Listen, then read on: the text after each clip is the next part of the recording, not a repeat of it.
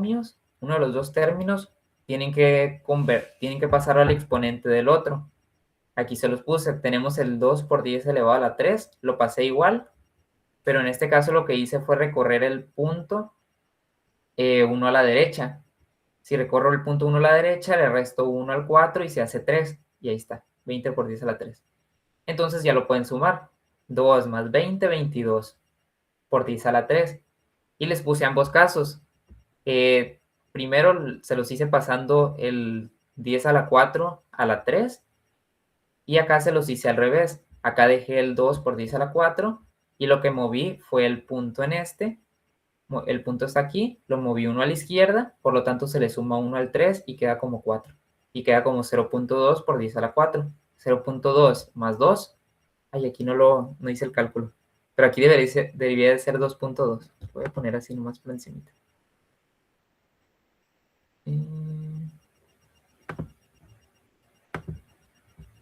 Aquí debería ser un 2.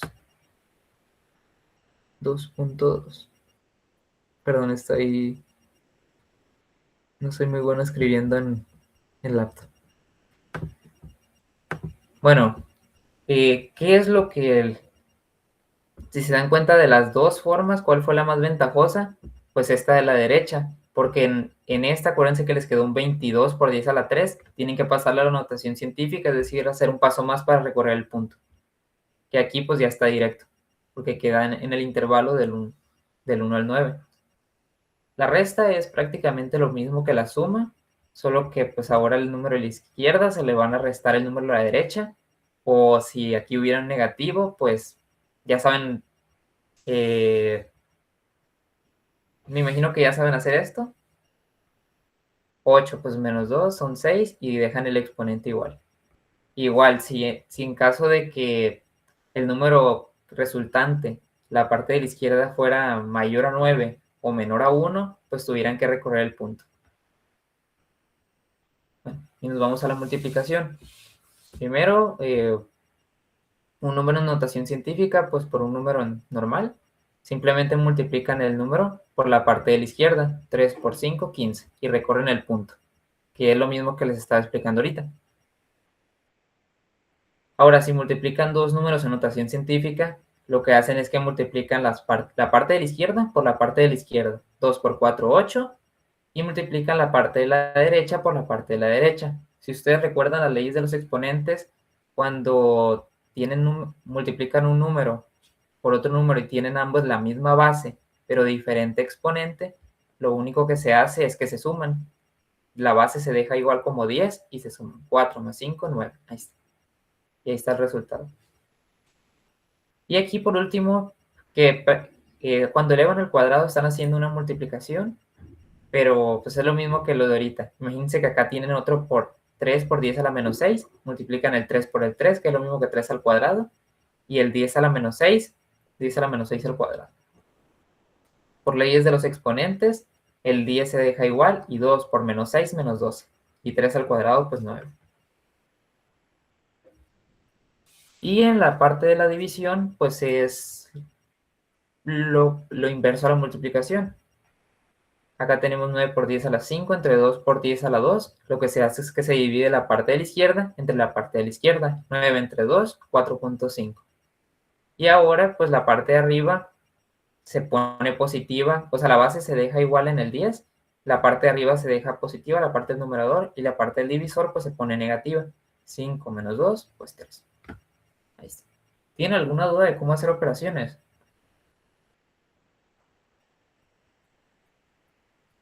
No, por el momento no.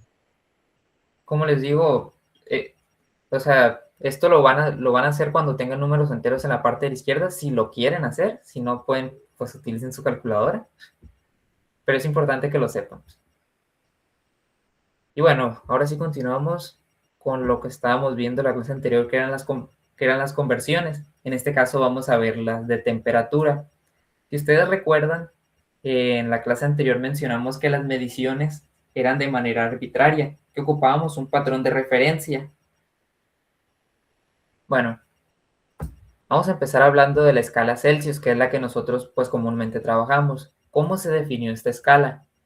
Bueno, esta escala se define a partir del agua, de los puntos de congelación o de fusión, como le quieran llamar, y el punto de ebullición.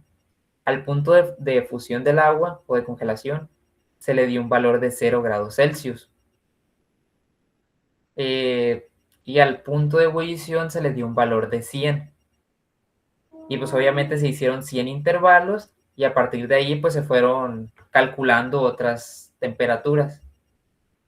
De la escala Fahrenheit, más que nada vamos a ver cómo convertir de Celsius a Fahrenheit, porque pues nosotros no utilizamos como tal la escala Fahrenheit, pero la escala Fahrenheit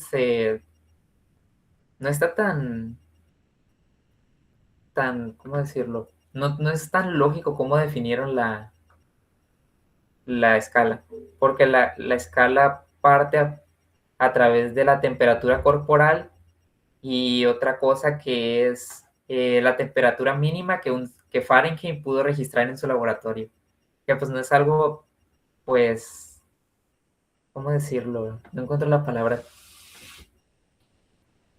Que no es algo que todos los demás podamos replicar, pues porque fue la temperatura mínima que pues él tuvo, pero cuál fue, pues cualquier científico pudiera encontrar una diferente.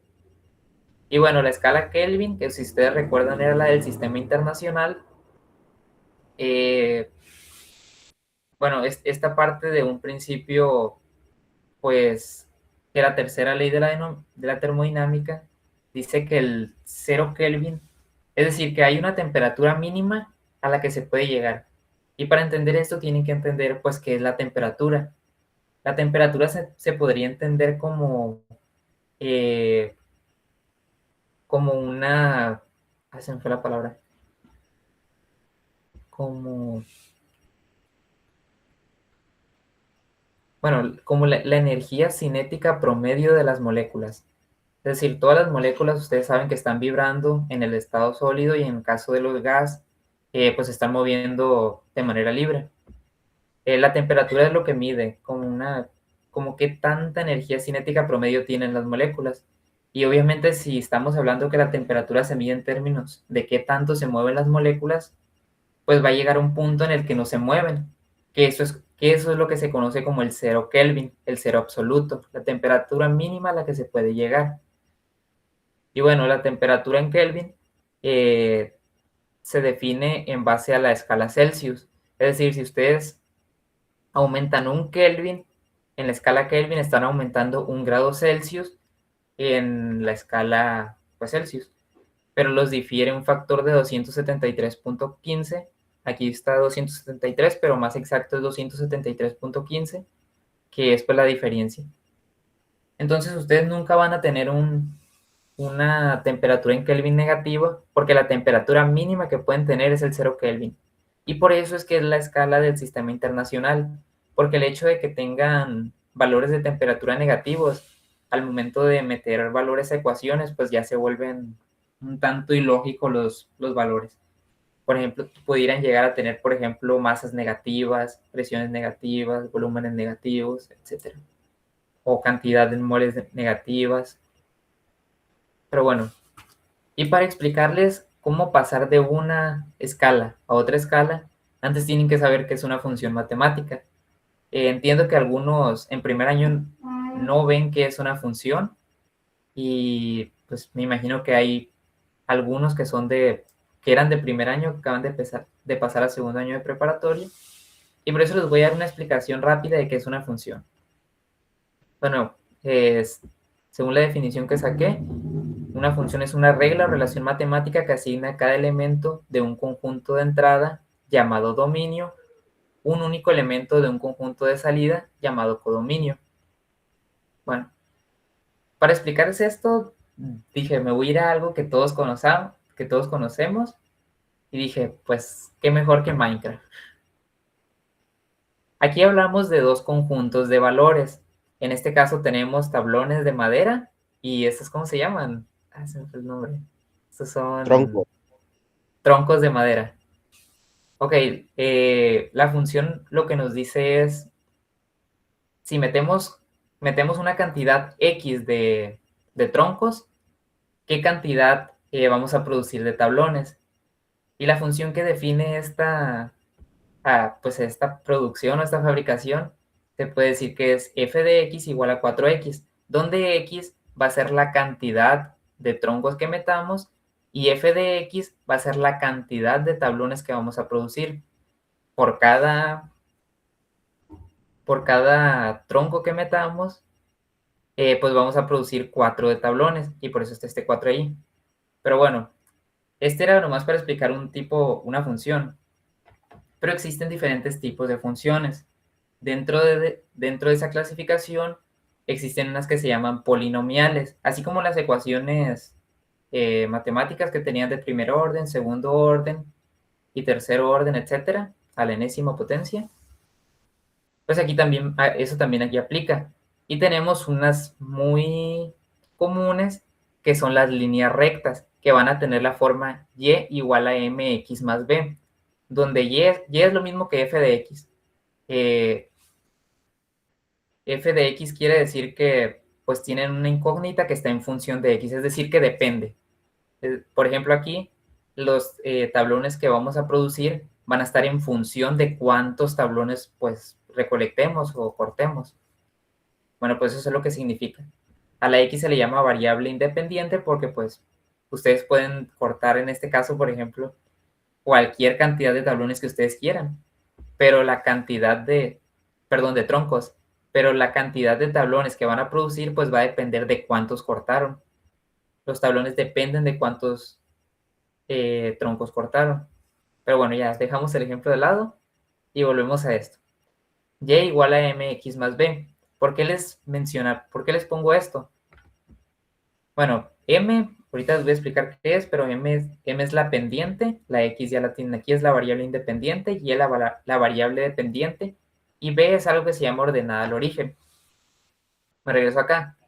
Si ustedes comparan esto y igual a mx más b, y ven esto de aquí, ¿qué pueden ver? Esta es su y, esta es su m, esta es su x, y esta es su b. Es decir, que esta formulita de aquí va a seguir la forma de una línea recta. Y bueno, bueno, voy a ponerles una gráfica. Les voy a graficar la función esta para explicarles qué significa cada cosa. Para que lo sepan. Luego lo van a ver, pero luego lo van a ver en sus clases, pero para que sepan de una vez. Porque si van a ocupar saber un poquito de funciones. Igual no me meto mucho en conceptos y eso porque no en mucho tiempo van a empezar a ver todo eso.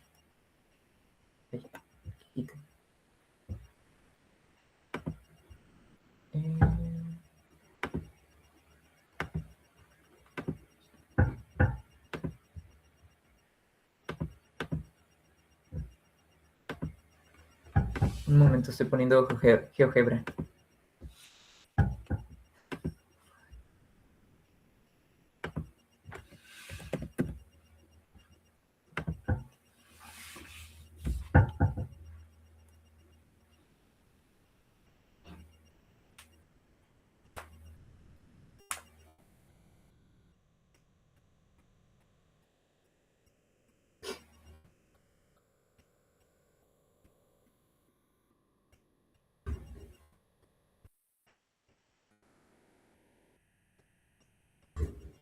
Creo que no. ¿Sigo compartiendo? Pregunta. No, ya no. No, ya no. Ok. Entonces...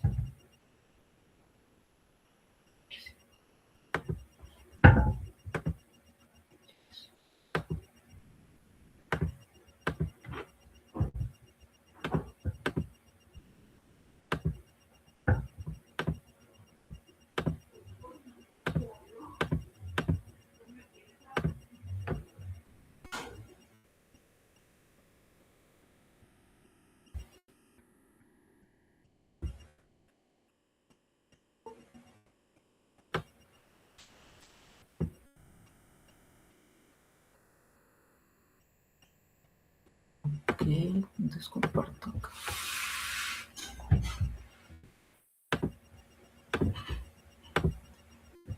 Bueno, en teoría ahí están viendo GeoGebra. Aquí les puse si se dan cuenta aquí a la izquierda, está escrita la función que la temperatura en grados Fahrenheit es igual a 9/5 de la temperatura en grados Celsius más 32. Bueno, vamos a empezar con la ordenada al origen. Bueno, no sé si sepan, si hayan visto alguna vez gráficas en su vida, pero aquí, de manera horizontal están los valores de X y de manera vertical pues están los valores de Y. A cada valor de X le corresponde uno de Y en la gráfica. Por ejemplo, si yo digo que me voy al punto donde X vale 0, si yo sustituyo 0 aquí, 9/5 por 0, pues es 0, más 32 es 32. Y me queda que Y es igual a 32. Eso significa que cuando X vale 0, la gráfica, esta gráfica de aquí, tiene que pasar por donde Y es 32. Me voy para arriba, para arriba, para arriba, y llego aquí, miren, aquí está el punto. X igual a 0 y Y igual a 32. Y eso pueden hacerlo con cualquier punto de la gráfica. Que estas gráficas, bueno, depende, hay gráficas en las que no son aplicables a todos los valores de X y de Y, pero en estos casos sí, en este tipo de gráficas. Pero bueno, ¿qué es la ordenada al origen? Es el valor que va a tomar la Y cuando la X valga 0, que es lo que les mencioné ahorita. Cuando X valga 0, lleva a valer 32 y es por donde va a cortar la gráfica. Eso significa la ordenada al origen. Cuando X valga 0, ¿cuánto vale la Y? ¿Qué significa el 9/5? Bueno, el 9/5 se podría decir que es como la inclinación, pero más exacto. Quiero ver un tamaño que parezca de 1 en 1. 5, 5, 2, 2.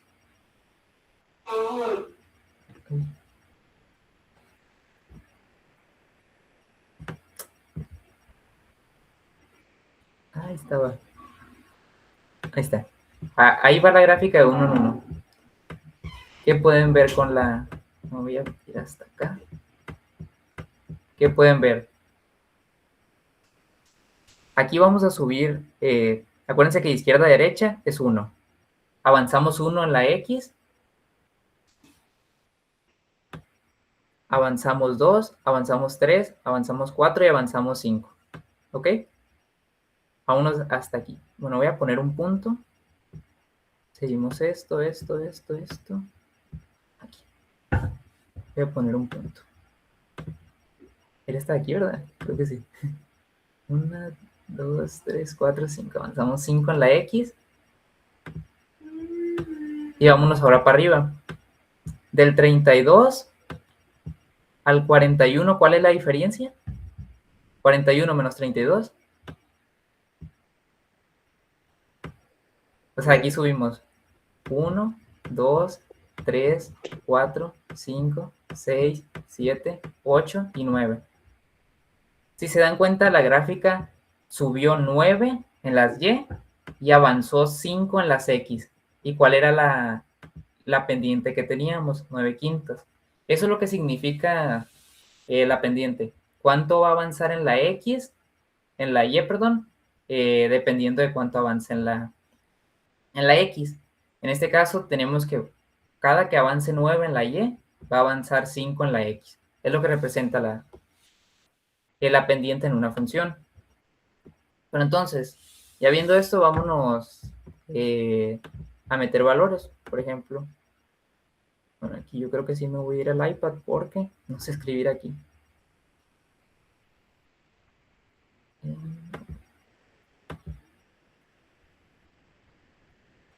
Dejar de presentar.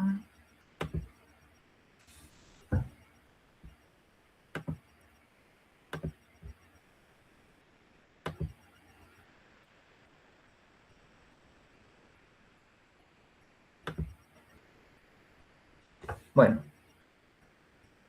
ya vimos que cuando de la escala Celsius a la escala Fahrenheit, cuando avancen 5 grados Celsius, ¿cuántos van a avanzar en Fahrenheit? Pues 9. Ya vimos que cuando tenemos una temperatura de 0 grados Celsius, vamos a tener una de 32, que eso significa la ordenada al origen. Pero ahora vámonos de la escala Celsius a la escala Kelvin. ¿Qué les mencioné hace rato? Cuando ustedes avanzan 1 en la Kelvin, avanzan 1 en la escala Celsius. ¿Eso qué significa?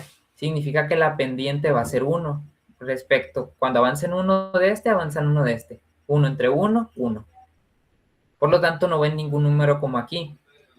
Pero sí ven el más 273, que vendría siendo su ordenada al origen. Acuérdense, cuando este vale 0, ¿cuánto vale este? Esa es la ordenada al origen, que en este caso es 273.15. Al final de cuentas, ambas son funciones. Ahora, esta de arriba, ¿qué es? Esta de arriba es simplemente un despeje de esta. Bueno, lo voy a hacer en el iPad, porque no quiero escribir ahí. Déjenme, me conecto. Un momento. A ver, me voy a ver.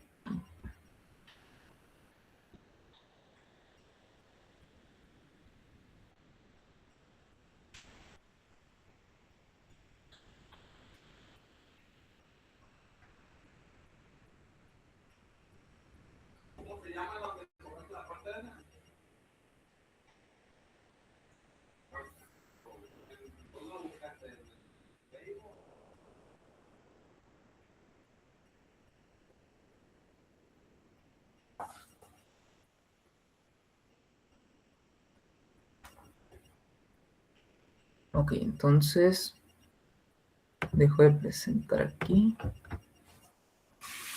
y me voy a presentar acá.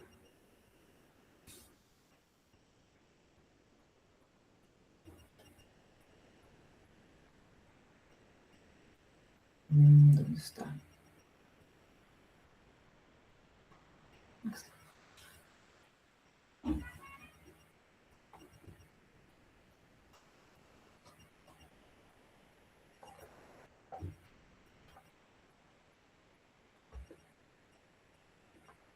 Okay.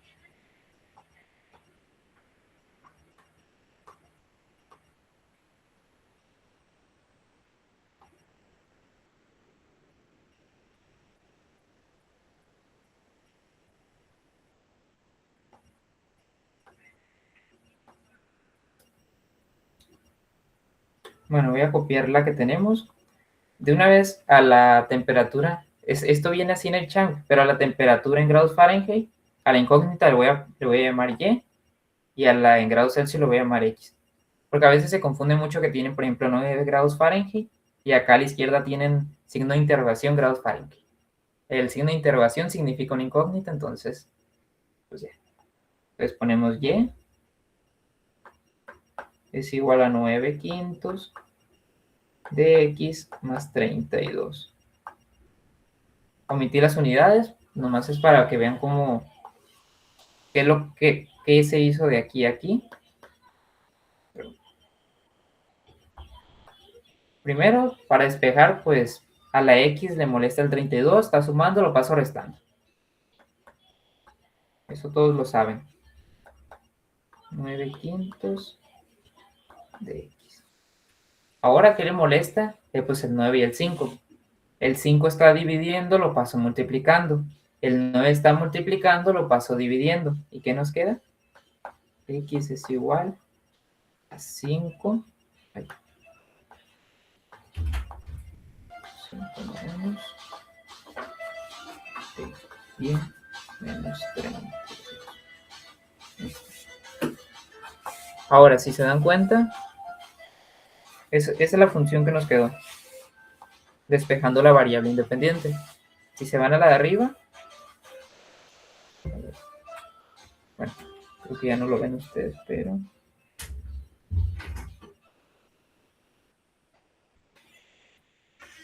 ahí está, miren.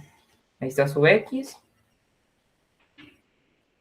su Y menos 32 y por sus 5 novenos, que es lo que tenemos abajo. Sí, era un simple despeje.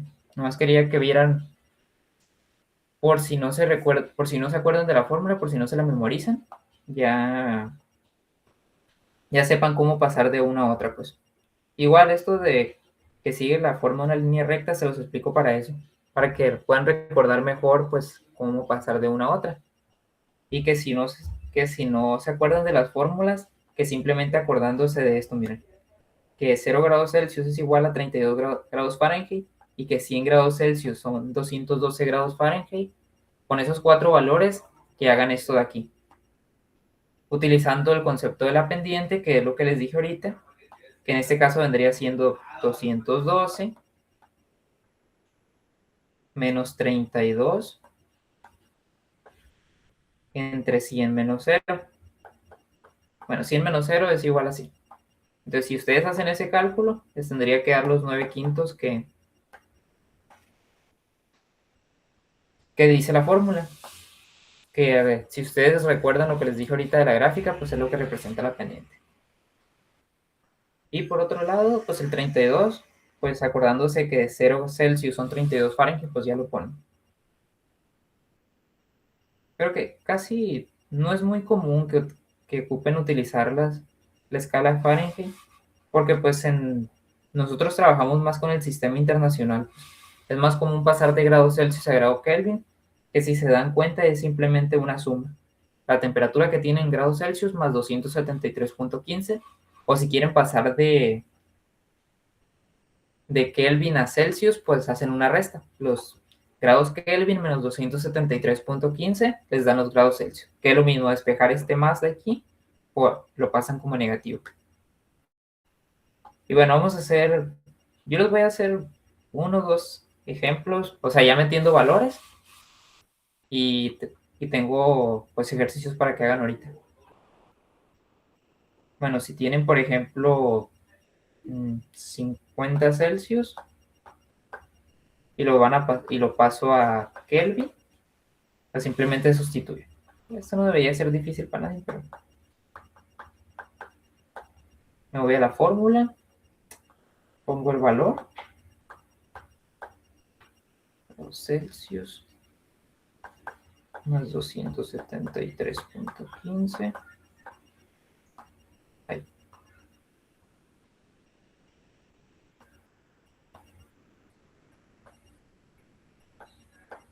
Este término de aquí a la derecha es simplemente para que tengan un análisis dimensional correcto. Si ustedes recuerdan, ese es su pendiente, un Kelvin por un grado Celsius, va 1 a 1. Pero si ustedes quieren, si ustedes lo dominan y lo quieren, pues, obviar, pues pueden no ponerlo ya, simplemente hagan la suma. Ok, si ustedes suman 50 más 273, ahí lo voy a poner acá a la derecha, pues les va a dar 323.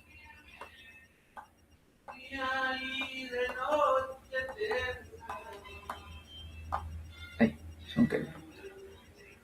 Bueno, muy importante. Si ustedes se fijan en los grados Celsius y en los grados Fahrenheit, ponen, no sé cómo se llame la verdad, pero la bolita esta. En los grados Kelvin no es erróneo ponerla, pues. Y la K de Kelvin siempre tiene que ser mayúscula. Y bueno, simplemente así es como pasé de la escala Celsius a la escala Kelvin. Y si quiero pasar ese mismo valor a grados Fahrenheit, pues me voy a la fórmula. Tenemos los grados Fahrenheit. Van a ser igual a 9 quintos por los 50 grados Celsius. Grados Celsius, grados Fahrenheit. Aquí, grados Celsius se cancelan con grados Celsius. Y 50 por 9 quintos, pues 50 entre 5 son 10. 10 por 9 son 90. 90 grados Fahrenheit más 32 grados Fahrenheit deberían de ser 122 grados Fahrenheit. ¿Alguien que lo confirme?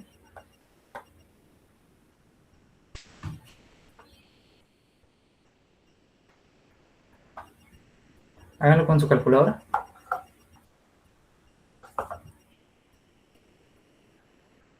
Sí, está bien. Ok. Bueno, y si ustedes quieren pasar de Kelvin a grados Fahrenheit o de grados Fahrenheit a Kelvin, pues tienen dos formas. La primera es pasar de grados Celsius, perdón, de grados Fahrenheit primero a grados Celsius y posteriormente pasarlo a Kelvin o viceversa. Y la otra forma es pues jugar con las ecuaciones y hacer, o sea, hacer como un sistema de ecuaciones para los que conocen. Que pues lo más común pues pasen primero a Celsius y después a Kelvin. Pero como les digo, los cálculos que ustedes tienen que hacer comúnmente es de Kelvin a Celsius o de Celsius a Kelvin. Los grados Fahrenheit es nomás para que lo sepan. Por si en algún caso se los quieren poner, pero que pudieran ponérselos, pero no es común. Bueno, entonces, haciendo esto, me salgo de aquí. Comparto acá.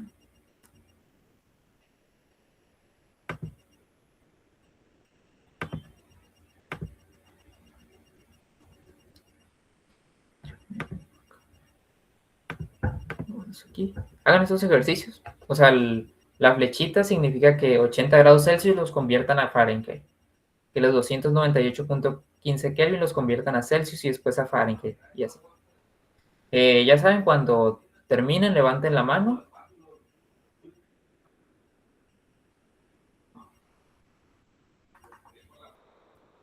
Y ya que la mayoría ya la haya levantado, pues ya continuamos.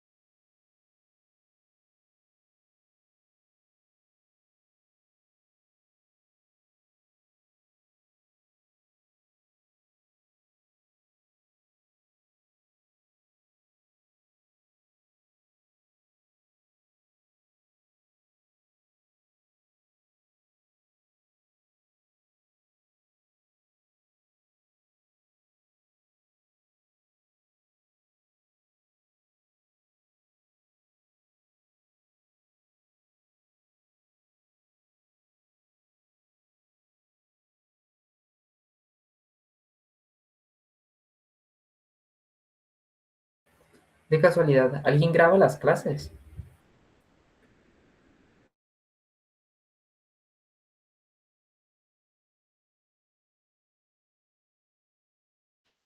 Creo que nadie.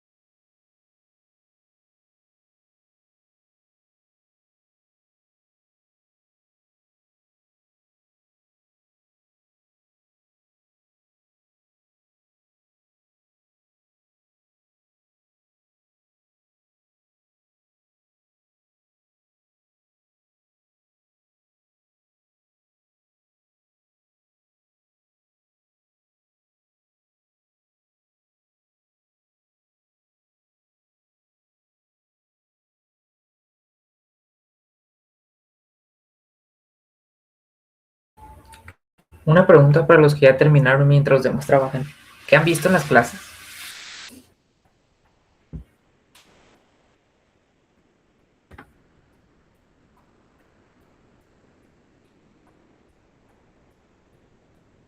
Pues ayer con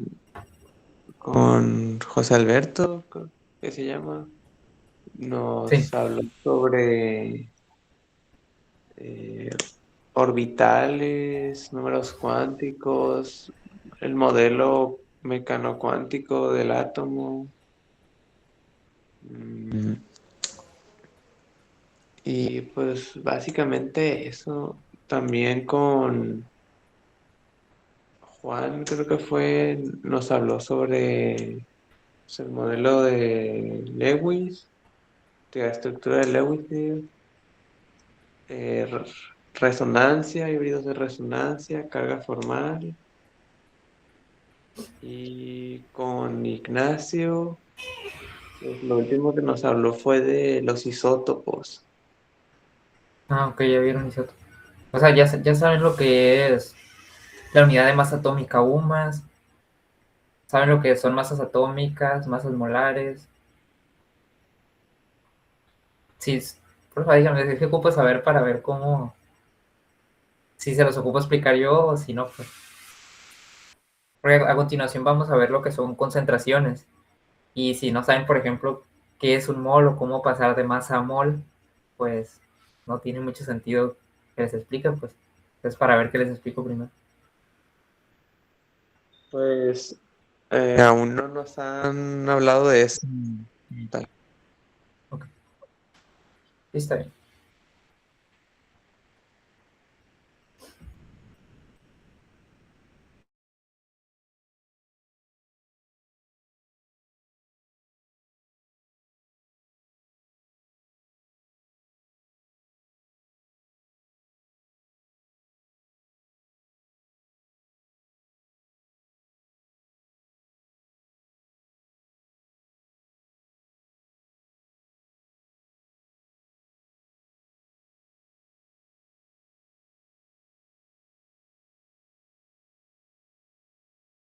Creo que la mayoría ya, 2, 4, 6, son 15.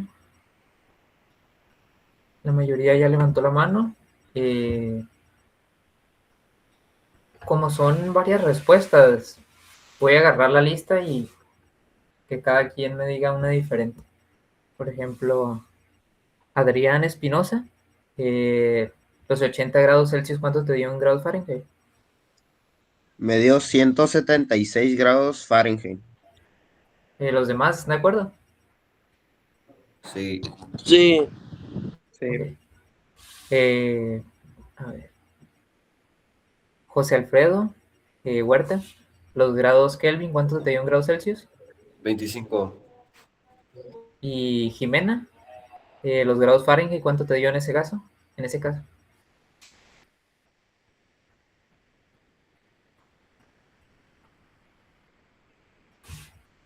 En el segundo caso me Sí, dio 77. ¿los demás confirman? Sí, es y a mí correcto. también me dio 77. Ok, los 200 grados Fahrenheit a grados Celsius, ¿cuánto te dio Osman Sarael González? Sí, me dio 93.3 Celsius. ¿Los demás confirman? Ok. Sí.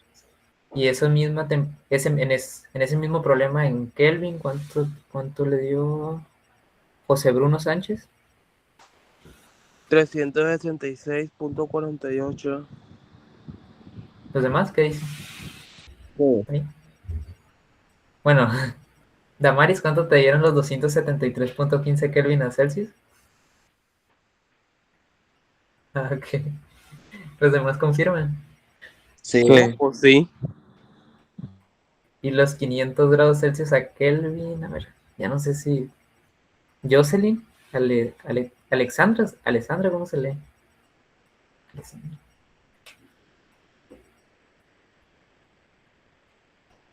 773.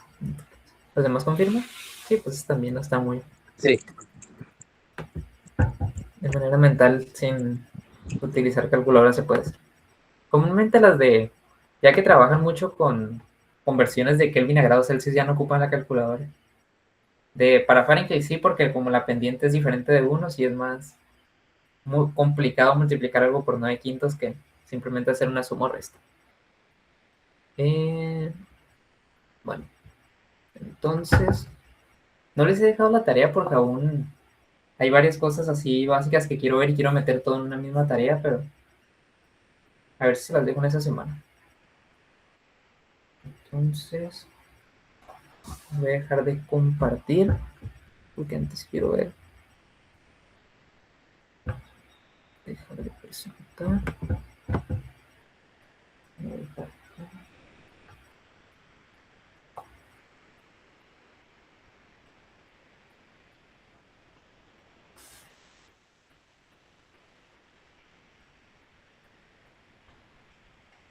Y cerré la pizarra.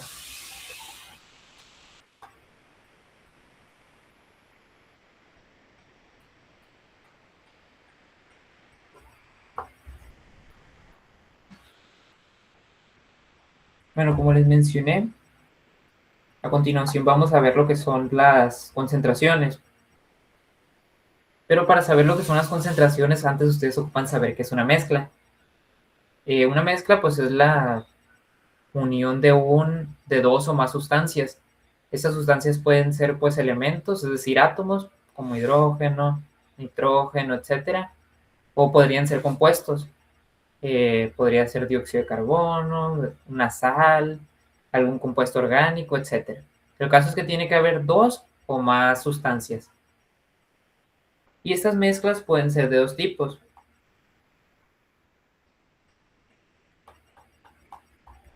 Las mezclas pueden ser de dos tipos. Pueden ser homogéneas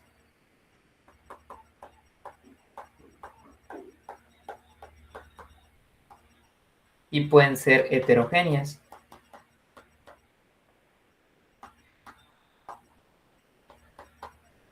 Las mezclas homogéneas son aquellas que se presentan en una sola fase, que ustedes ven la disolución, bueno, no exactamente la disolución, sino que ven la mezcla y ustedes ven una sola cosa. Aunque esté formada de dos o más cosas, ustedes solamente ven una. Y las mezclas heterogéneas, por el contrario, pues van a ver dos o más fases. Ejemplos de mezclas homogéneas. Si ustedes, por ejemplo, no sé, hacen un agua bueno, iba a decir un agua de Jamaica, pero a veces abajo se ve el zumito. Si ustedes se toman, por ejemplo, un té, ustedes están viendo pues simplemente el té, o sea, no, ven una disolución cafecita, aunque en realidad pues el té contenga distintas cosas, tiene azúcar, tiene agua, pues, tiene el extracto del café, del café del té, etcétera. Mezclas heterogéneas, pues es más común decir, por ejemplo, si ustedes se levantan y se hacen un huevo con jamón, pues tienen huevo y tienen jamón. Aunque están mezclados, pues ustedes pueden ver ambas fases o ambas cosas, pues. Bueno, las mezclas se componen de dos partes. La cantidad, la parte que está en mayor proporción, se le llama solvente.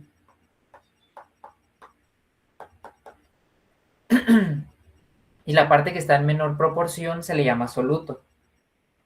Soluto está en menor proporción.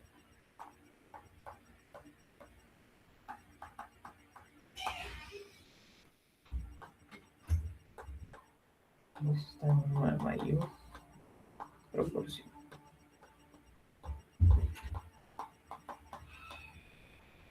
El solvente también lo pueden escuchar como disolvente y son equivalentes. O sea, un solvente y un disolvente es lo mismo.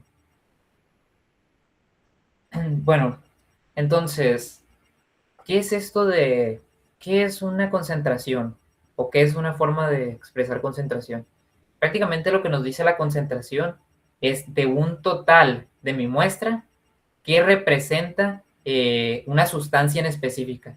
Digamos, si yo mezclé agua con aceite y yo quiero saber la concentración del aceite, lo que me dice la concentración es del total cuánto es aceite, ya sea en masa, ya sea en volumen, ya sean los moles, y eso obviamente va a depender pues del tipo de concentración del que estemos hablando.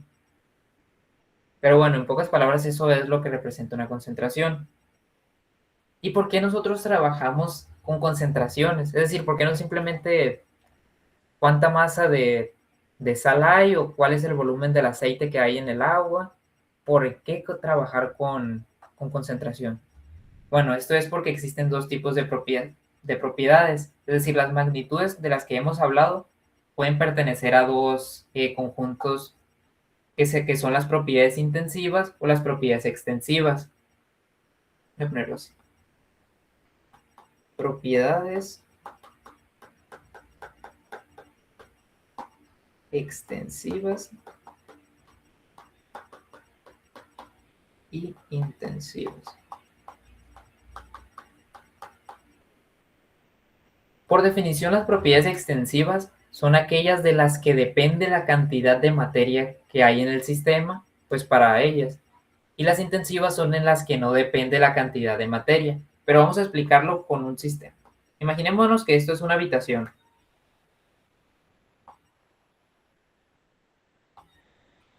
Esto es una habitación.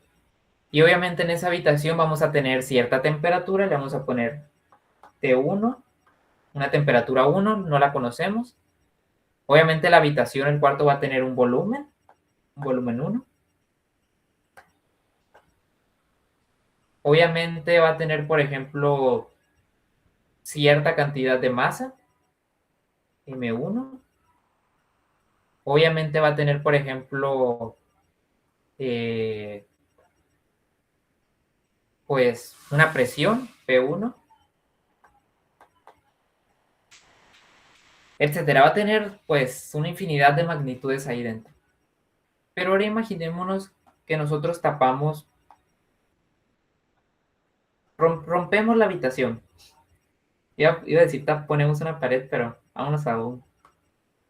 Separamos la habitación en dos, simplemente. Ahí está una.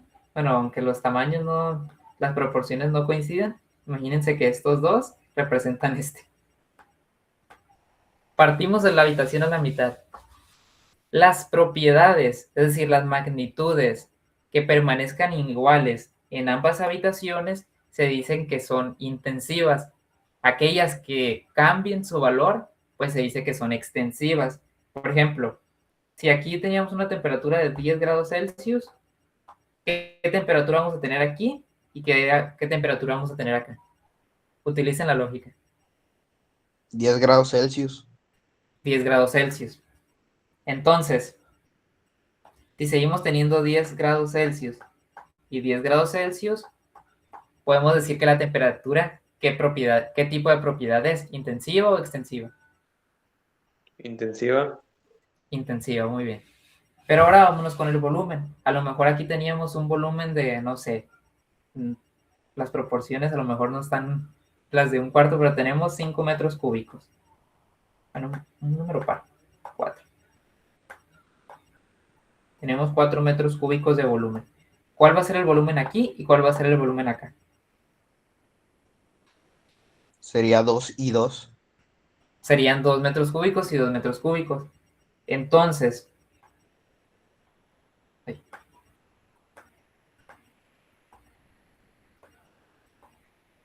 el volumen, ¿qué tipo de propiedad sería? ¿Intensiva o extensiva? Extensiva.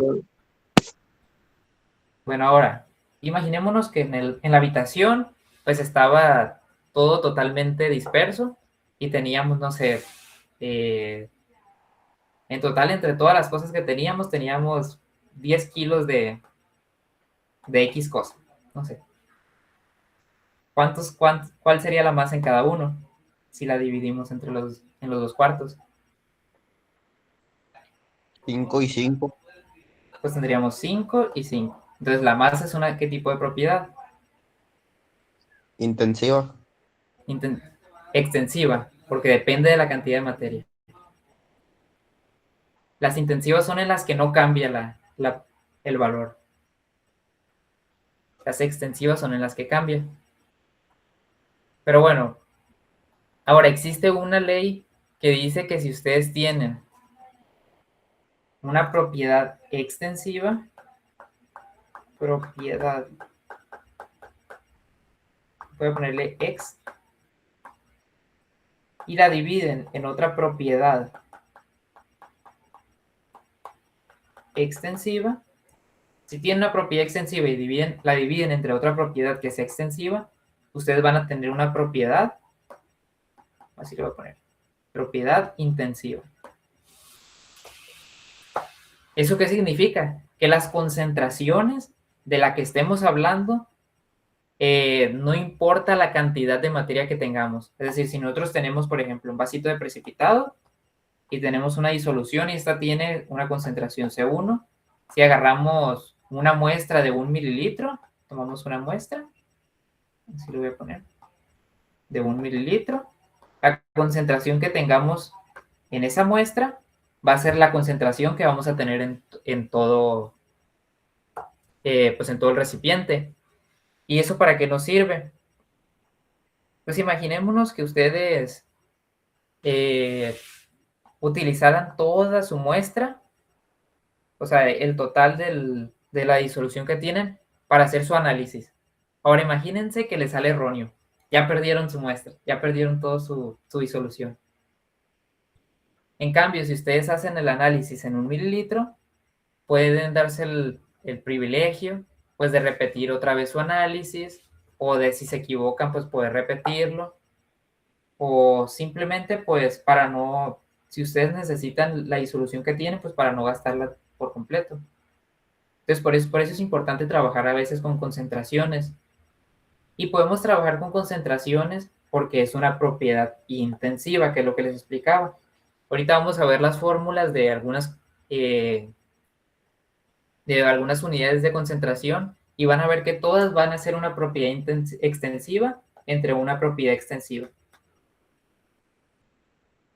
Vámonos a la más sencilla. No sé si tenía una diapositiva, esperen. Aquí nomás era para decirles por qué utilizar concentraciones. Bien, entonces si me voy para acá.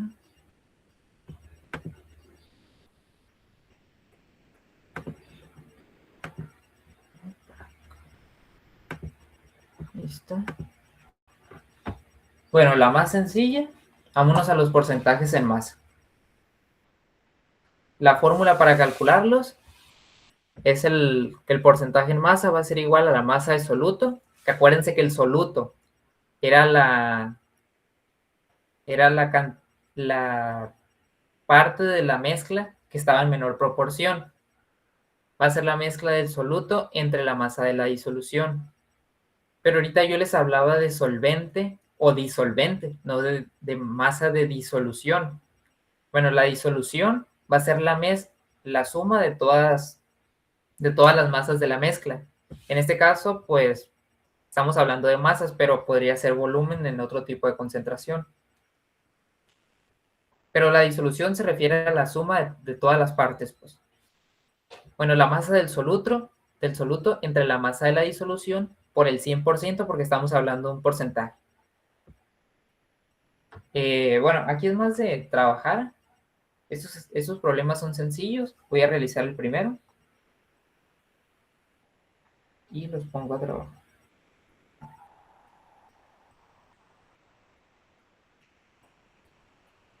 No quiero. Ok.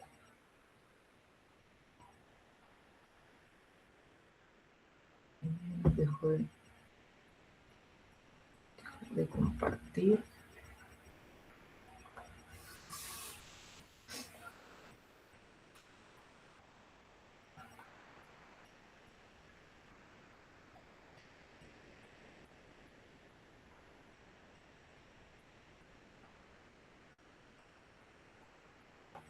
Bueno.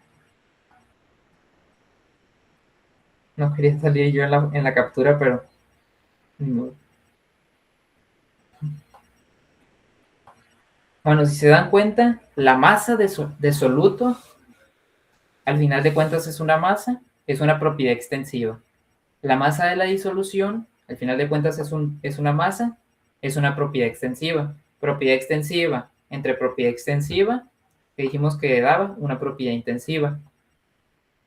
Ahora, el porcentaje en masa no va a tener unidades. ¿Por qué? Porque la masa, pues, o sea, en el numerador van a tener unidades de masa y en el denominador van a tener también unidades de masa. Masa entre masa se elimina. Simple van a tener, pues, el porcentaje. Pero bueno, a ver. Vamos a hacer, voy a hacer el inciso B. Dice, calcule el porcentaje en masa de soluto en cada una de las siguientes disoluciones acuosas. 31 gramos de cloruro de potasio en 152 gramos de agua. Vamos a anotar los datos. La masa de soluto van a ser 31 gramos. Bueno, voy a poner que son de cloruro de potasio. La masa del disolvente, bueno, o solvente, van a ser 152 gramos. Pero la fórmula no dice que tiene que ser del disolvente, dice de la disolución. Pero también les dije que la masa de la disolución iba a ser igual a la masa de todas las partes que componen a la mezcla. En este caso del soluto y el disolvente. Si hubiera dos o más solutos, que pudiera ser el caso, pues tuvieran que sumar los solutos y el disolvente. Pero en este caso, pues la masa de la disolución va a ser la masa del soluto más la del disolvente, que son 31 gramos más 152 gramos. Que pues si hacen el cálculo les van a dar, ay, de hecho, se hace pero no se hace bien, 183 gramos. Y hacen la suma, pues les van a dar 183 gramos de disolución. Ahora sí, ya tengo las dos incógnitas que ocupamos para nuestra ecuación, pues ya puedo meter valores. El porcentaje en masa va a ser igual a la masa de soluto, que a veces se representa así, masa de soluto entre masa de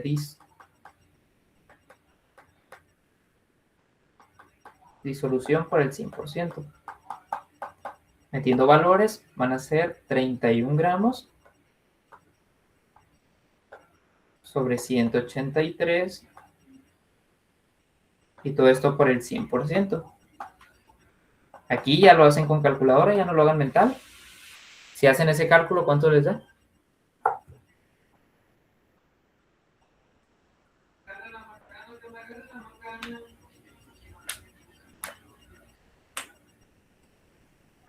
$16.93%. Ok, 16.93%. ¿Los demás qué dicen? Así es. Ok. Y esa sería la concentración, ojo, la concentración de cloruro de potasio de KCl en esa mezcla. Porque si ustedes tienen, por ejemplo, si hicieran una mezcla con cloruro de sodio, cloruro de potasio y no sé, pues en agua, ustedes van a hablar de concentración, pero de concentración de cloruro de sodio o concentración de cloruro de potasio, o por qué no concentración de agua, pero tiene que ser de una de las especies. No pueden decir la concentración de la disolución es tanto. ¿Es la concentración de qué? ¿De qué parte de la mezcla? Bueno, y cada tipo de concentración se utiliza en casos muy específicos. Por ejemplo, los porcentajes masa en masa se utilizan más que nada cuando están hablando de mezclas de sólidos, es decir, mezcla de sólido con sólido. Porque medir el volumen de un sólido pues es algo más difícil porque el volumen de un sólido pues es pequeño. En cambio la masa pues en una balanza analítica pues la pueden medir. Bueno, Si quieren hagan el... Bueno, y otra cosa que les tengo que mencionar, que en este caso estamos calculando cómo... Estamos calculando a partir de las masas del soluto y de la disolución, o de los... o del solvente y el soluto, el porcentaje en masa. Lo más común es que les den el porcentaje y la masa de la muestra. O sea, que ustedes tengan la masa la masa de la disolución, tengan el porcentaje en masa y con eso ustedes calculan la masa del soluto, que simplemente es hacer un despeje. Simplemente pasan la masa de la disolución que está dividiendo, lo pasan para el otro lado. Y pues el 100 que está multiplicando lo pasan dividiendo. Les digo qué es lo más común que trabajen ustedes. Pues. Y otra cosa, al porcentaje en masa muchas veces se le llama pureza. Les digo porque si Damari recuerda un incidente que hubo en el laboratorio que no sabían qué era la pureza, el porcentaje en masa también se conoce como pureza. Pero bueno,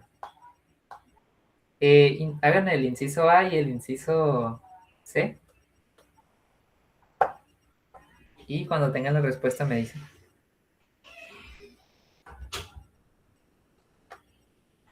Bueno, levanten la mano.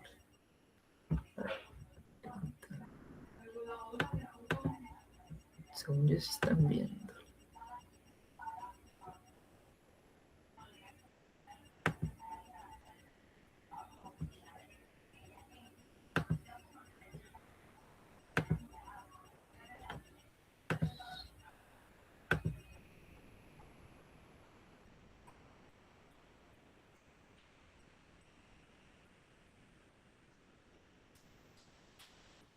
Igual si ahorita no saben, por ejemplo, cómo se llama el NABR, o qué es el tolueno, o qué es el benceno, no pasa nada, o sea, son sustancias X, podrían decirle, y simplemente tómalo así. Poco a poco van a ir conociendo, ya que vean nomenclatura, pues van a conocer más los compuestos inorgánicos, y pues en orgánica, pues ahí van a ir viendo.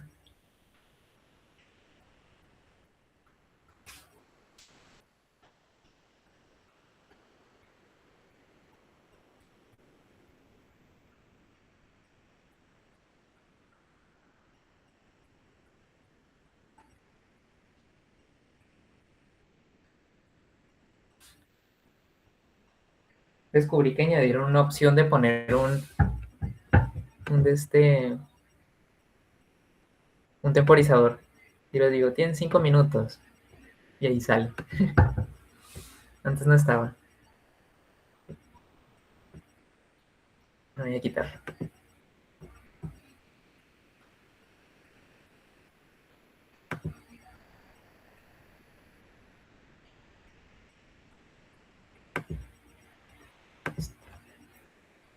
Bueno, van 7.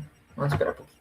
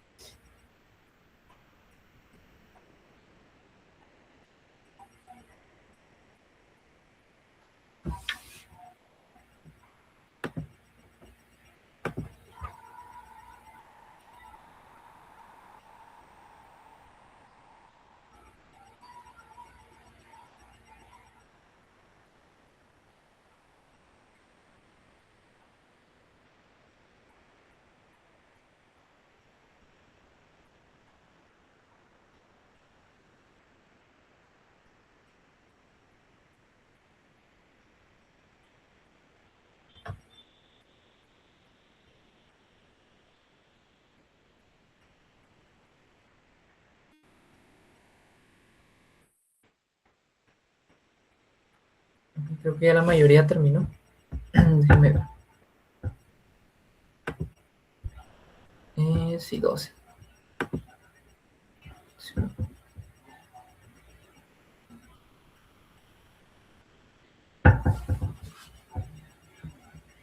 Bueno,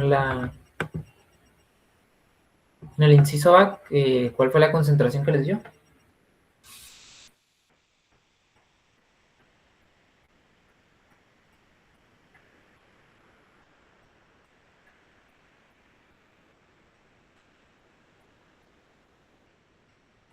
El que quieran, o sea,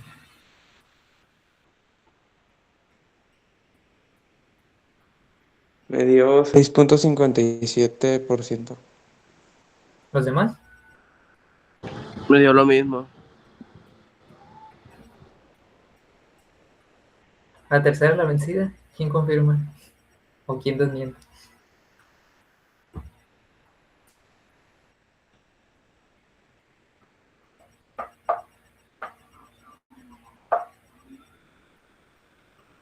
Bueno, y en el inciso C, ¿qué les dio?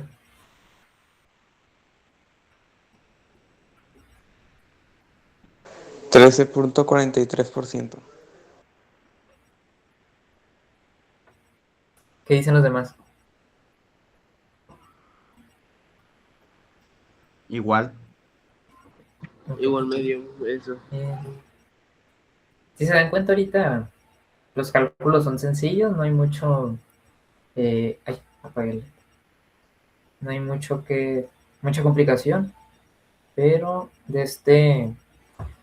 luego, por ejemplo, tienen que hacer cálculos en los que tienen que pasar de una unidad de concentración a otra. Entonces ahí ya hay más confusión que vamos a ir viendo poco a poco. Aparte del porcentaje, voy a compartir. Aparte de los porcentajes en masa, también existen los porcentajes en volumen, que es lo mismo que lo que estamos haciendo aquí, simplemente que es pues el volumen del soluto entre el volumen de la disolución por el 100%. Es pues prácticamente lo mismo. Creo que acá lo tengo. Bueno, sí, lo voy a compartir de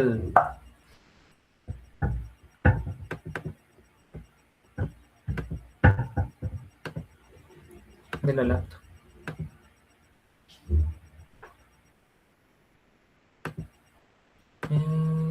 Está aquí.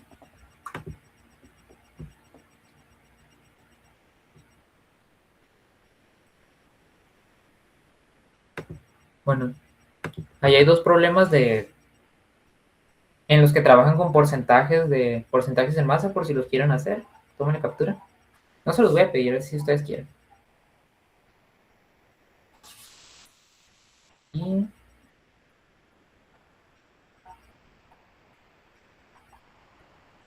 me salí del iPad. Bueno, ahorita me meto. Y acá están los porcentajes en volumen. Que como les decía, el porcentaje en volumen va a ser el volumen de soluto entre el volumen de la disolución por el 100%. Aquí hay dos problemas. Voy a hacer el primero y ya hacen ustedes el segundo. Entonces vuelvo a meter del aire. Aparte del porcentaje en masa y el porcentaje en volumen, también existe el porcentaje en masa-volumen, que es menos común, por eso no se los puse, pero es prácticamente lo mismo, es la masa del soluto entre el volumen de la disolución. Pero como es menos común, no se los puse. Y el porcentaje en volumen, cuando se utiliza. Bueno, se utiliza principalmente cuando tienen mezclas de líquidos, pero que la mezcla de líquidos son en cantidades casi iguales, pues. Es decir, que a lo mejor van a tener por ejemplo, en este caso tienen un 70-30, a lo mejor tienen un 40-60, 80-20, 90-10, pero que son cantidades comparables, porque hay otros tipos de concentración que se utilizan en líquidos, que por ejemplo son de que por cada mililitro de uno hay un metro cúbico del otro, así. O que por ejemplo, no necesariamente que se mide volumen, pero por ejemplo existe la molaridad, que ahorita vamos a ver que por cada 0.1 moles de algo hay, no sé, 100 litros de disolución. Y son cantidades muy pequeñas. Pero bueno, esas son cantidades más o menos comparables.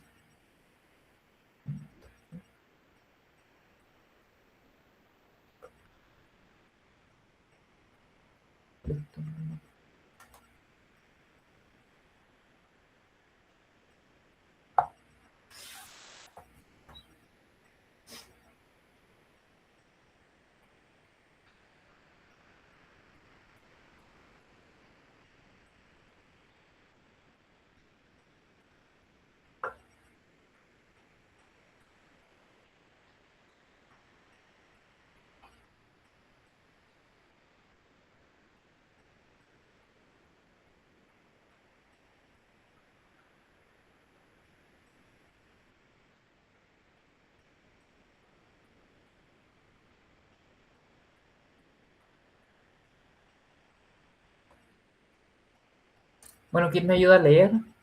A ver. Voy a salir de aquí. ¿Quién me puede ayudar a leer aquí? Estoy viendo que estoy presentando dos cosas a la vez, ¿verdad?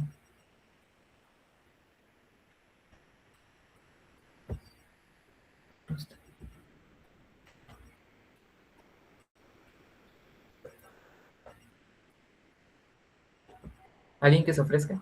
A ver, voy a bajarle la mano.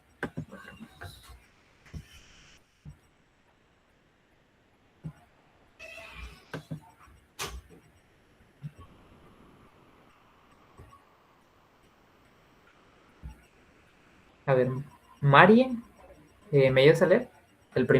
La parte de arriba, que es el primer problema.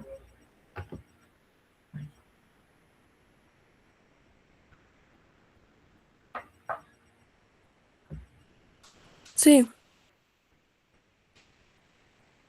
El porcentaje en volumen se usa con frecuencia para expresar la concentración de reactivos acuosos comerciales.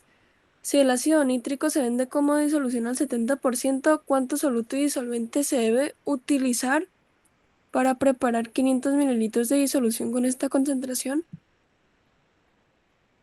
Ok.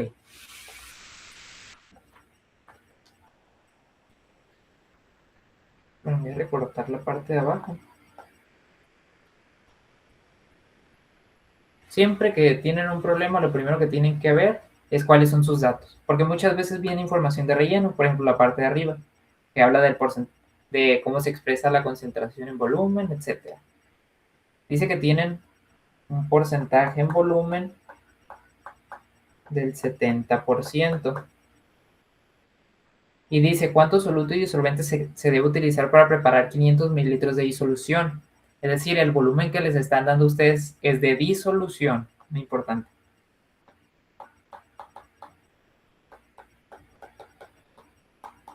Y ahora, ya que tienen sus datos, ¿cuáles son sus incógnitas? El volumen del soluto, dice cuánto soluto y disolvente debe utilizarse. Es decir, les están pidiendo el volumen de soluto y el volumen de disolvente. El volumen de soluto y el volumen de disolvente. Son las incógnitas. Y acá el volumen de la disolución son 500 mililitros.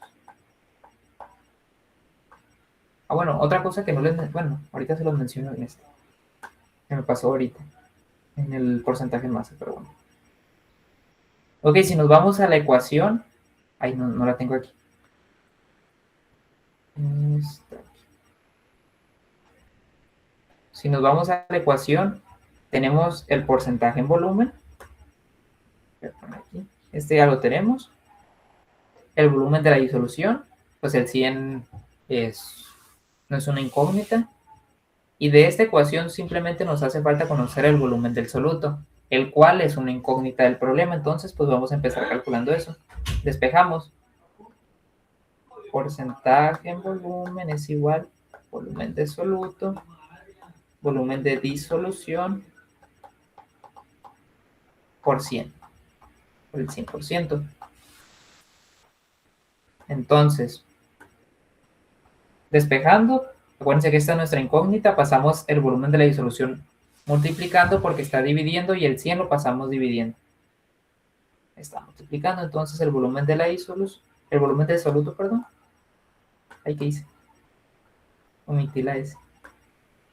De soluto va a ser igual al porcentaje que ya lo teníamos entre el 100% por el volumen, voy a poner así, de disolución. Ya que tenemos despejada nuestra ecuación, pues ahora sí metemos valores, sustituimos el volumen del soluto va a ser igual al porcentaje, que es del 70%, sobre el 100%, porcentaje se va con porcentaje, por los 500 mililitros.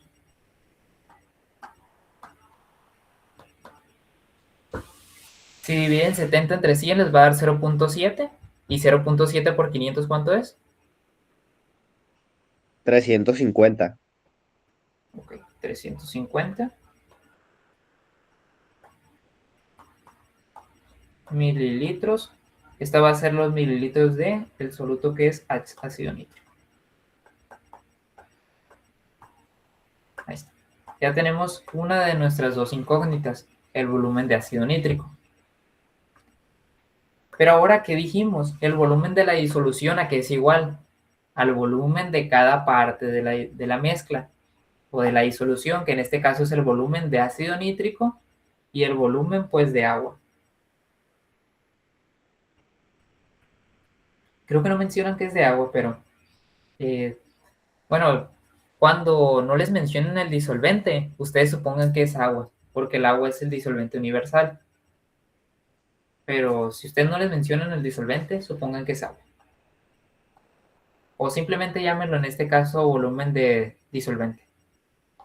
El caso, el volumen de la disolución va a ser igual al volumen de ácido nítrico más el volumen del disolvente. Ya conocen el volumen de ácido nítrico y conocen el volumen de la disolución. Y les hace falta conocer el volumen del disolvente, pues simplemente hacen un despeje. Pasan el volumen de ácido nítrico, está sumando, lo pasan restando.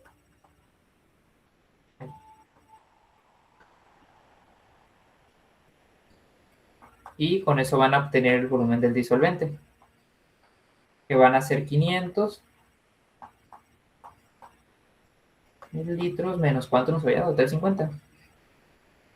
Menos 350 van a ser 150. Que este va a ser el disolvente. Si se dan cuenta, los ácidos comúnmente los disuelven en agua. Y que yo que les dije, que el compuesto que estaba en mayor proporción era el disolvente. Y se dan cuenta que hay menos disolvente que soluto. ¿Sí se dan cuenta de eso? Sí. Suena contradictorio, pero como les mencioné, el agua se conoce como el disolvente universal. Y así haya 1 mililitro de agua contra 99 de alguna otra cosa, se sigue considerando el disolvente como el agua. Para que tengan en cuenta eso. Porque, por ejemplo, el ácido sulfúrico, que se trabaja al 98%, aunque el 98% es ácido, el agua, por ejemplo, se sigue trabajando como el disolvente. En este caso, simplemente es el concepto. Podríamos cambiar los papeles y decir que el ácido nítrico era el disolvente y pues el agua o el disolvente era el soluto, pero los valores son iguales, pues. Bueno, ahora, pues el problema ya es todo. Lo que les decía que me faltó mencionarles ahorita de la fórmula. Si se dan cuenta, al final de cuentas, lo que son los porcentajes en masa y los porcentajes en volumen es que es una proporción. Entonces, por eso no tienen unidades. Y el hecho de que no tengan unidades, eso quiere decir que ustedes pueden trabajar con la unidad que quieran mientras trabajen con la misma unidad de volumen arriba, en el numerador y en el denominador. Es decir, no importa si aquí ponen volumen en litros y el volumen en litros, o si lo ponen en mililitros y en mililitros. Lo único que importa es que en el numerador y el denominador siempre esté la misma unidad.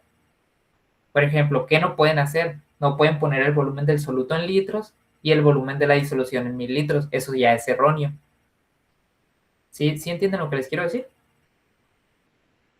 Sí. Igual en el porcentaje en masa. Si ustedes van a trabajar con la fórmula, si en el soluto van a trabajar con kilogramos, en el denominador también tienen que trabajar con kilogramos. Si trabajan con gramos en el numerador, también en el denominador. Incluso pueden ser otro tipo, pueden ser unidades inglesas. Si trabajan con libras, también con libras, por ejemplo.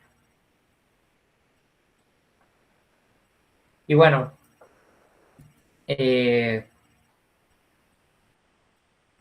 yo creo que es que les había dicho que hicieran que yo iba a hacer uno y ustedes hacían el otro, pero prefiero explicarles ya para terminar la clase las otras tipos de concentración. No vamos a trabajar con ejercicios todavía, pero para que las conozcan. Para decir, ok, ya están viendo ahí Si quieren el segundo, háganlo de tarea. Ok, pasamos a las unidades de concentración químicas, que se conocen como químicas porque pues utilizan ya los moles. Si se dan cuenta, ambos tienen moles, que es la molaridad y la molalidad.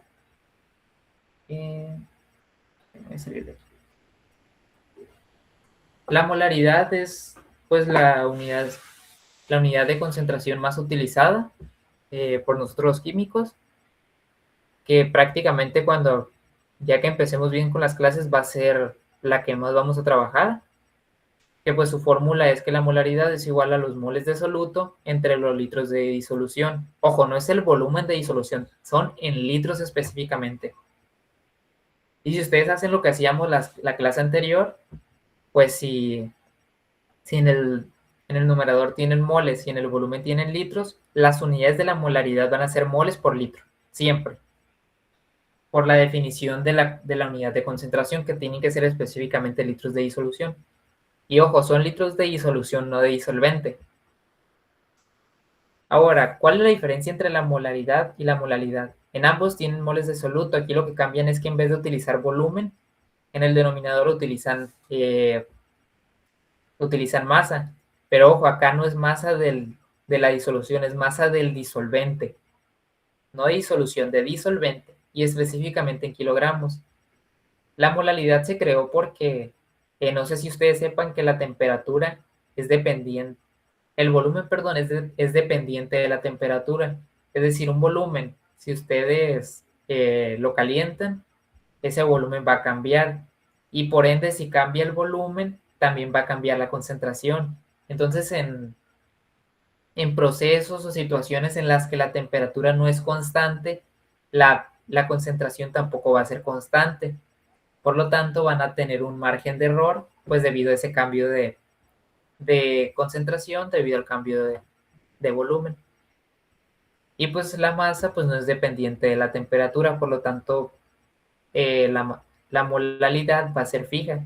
Aquí también se puede prestar a confusión que tienen una M de masa y una M de molalidad y una M de masa, pero pues tienen que tener cuidado con eso. Por eso muchas veces a la molaridad y a la molalidad, como son al final de cuentas unidades de concentración, se utiliza una C como incógnita, C de concentración, pues. Y ya dependiendo de las unidades, pues si va a ser molaridad o molalidad.